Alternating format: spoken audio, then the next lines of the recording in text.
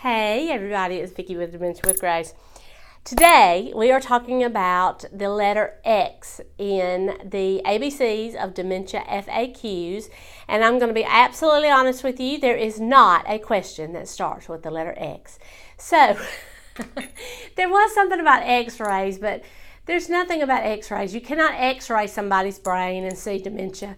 Any kind of, there are tests that you can do that look at the tau and the proteins and the plaques and the tangles and you can do some MRIs, you can do some things like that, and I have already talked about that there, but there's not an x-ray that you can do. So we're going to talk about extra things that you can do that are extra in your caregiving journey. When sometimes you don't feel like doing the next thing. I talk about doing the next best thing, the next right thing, when you are stuck and when you don't know what to do, when you have no idea what to do with your person, with the decision that you have to make, with anything that to have to do with the caregiving arena. You have no idea what to do, and I say do the next right thing. Today, I'm going to talk about doing a little bit extra. I believe that when somebody is in a catastrophic reaction, when they have had what we call in the South a come apart, when they are belligerent and violent and hollering and just having a catastrophic reaction. They're resisting you. They're doing everything. What I want you to do is take a break, step back, give them grace, space, and a smile on your face. I talk about that all the time. And then when you come back into the situation, I want you to think extra. Think extra love, extra patience, extra understanding, all of that, because they are in a crisis. When they have a behavior like that, they are in a crisis, and you have to be extra calm, extra patient, extra loving, extra understanding, extra everything. You want to ratchet up the positivity to balance the extra negativity, the extra violence, the extra everything that they are exhibiting. Now, you do not want to stay in a violent situation. I'm certainly not advocating that. I'm just saying, when a person is so ratcheted up like that, once you give them the space that they need, the grace, space, and smile on your face, once you give them the space that they need to maybe calm down, I just want you to think, I need to be extra calm in this moment. I need to be extra loving in this moment. I need to be extra understanding in this moment. And I need to give them absolutely every bit of love, patience, understanding that I can absolutely muster, because they need it. You don't go into their chaos. You invite them into your peace. And, be able to put on that extra layer of love. So I didn't know what to talk about for X, and I thought, let me just talk about extra, because sometimes I know in my own situation when I get called into a situation, it is usually because somebody is being, overly whatever. They're wandering to the point of eloping. They're not just wandering anymore. They're wandering to the point of escaping, or they are so angry and so outdone that they're starting to strike out at people. I get consulted on the worst of the worst, and we can't do anything else with him. We've done everything you've taught us to do, and we don't know what else to do. That's when I come in, and they call me the dementia whisperer. It has nothing to do with anything, a special set of skills that I have. I don't think it's because I have a special set of skills. I think it's because I can access extreme calm, extreme love, extreme patience, extreme joy. And I can access that. I can wear it like armor, and I can go into the situation where I'm just cool as a cucumber. I'm just the next best person to talk to. I just love you, and what's going on? Tell me. tell me, why are you so angry? What's going on? You know, and I lower my voice so that they have to be quiet to be able to hear what I'm saying.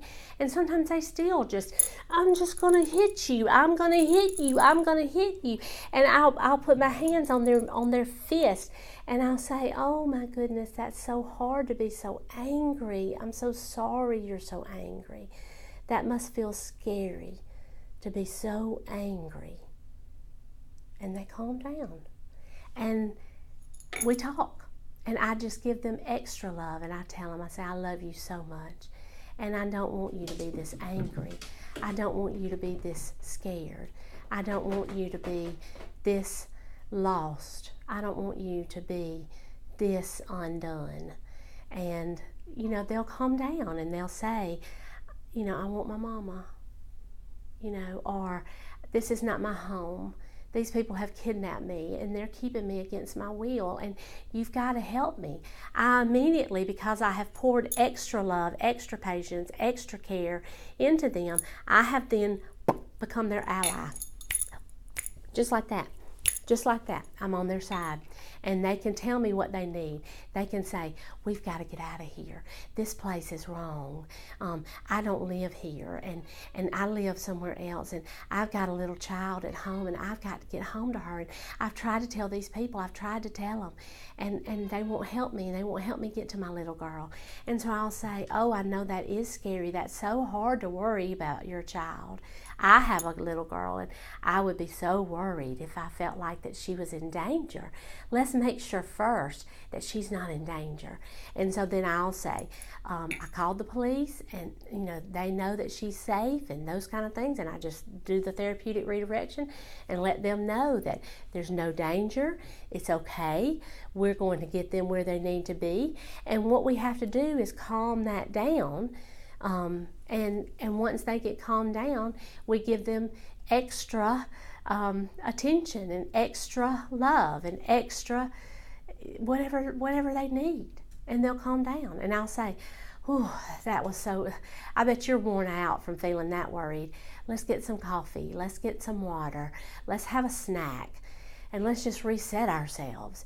And I'll have a snack with them, or you know, whatever. One time I had a lady that was laying down in the middle of the nurse's desk. She had laid down and she was throwing what we call in the South a floor fit.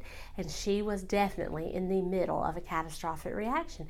Well, they called me around to the nurse's desk, and the first thing I did was lay down beside her. And she said, "What are you doing?" I said, "I'm laying down beside you."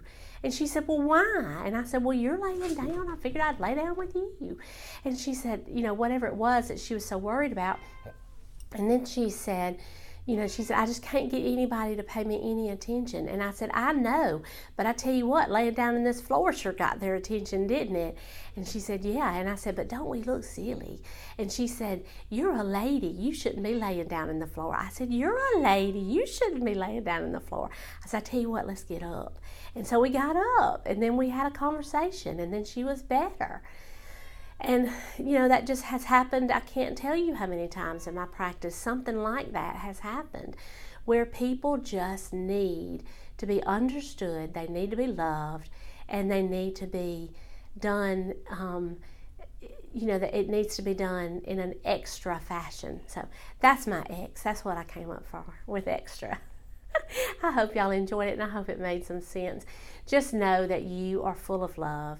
If you are watching these videos, if you are trying to learn about how to best take care of somebody, you are already full of love, and you're full of curiosity, you're full of compassion, and you want to understand how best to take care of these people.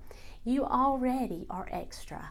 You already have what you need to take care of these people, and I just want to encourage you to tap into that and just pour that love and compassion and joy and peace, understanding, all of that into your person. All right, we're going to talk about why next, and that is you. Talking about how to take care of you as a caregiver. So we'll talk about that next. All right. Okay. I love y'all. I'll take care of y'all later. I will take care of y'all later. I love taking care of y'all.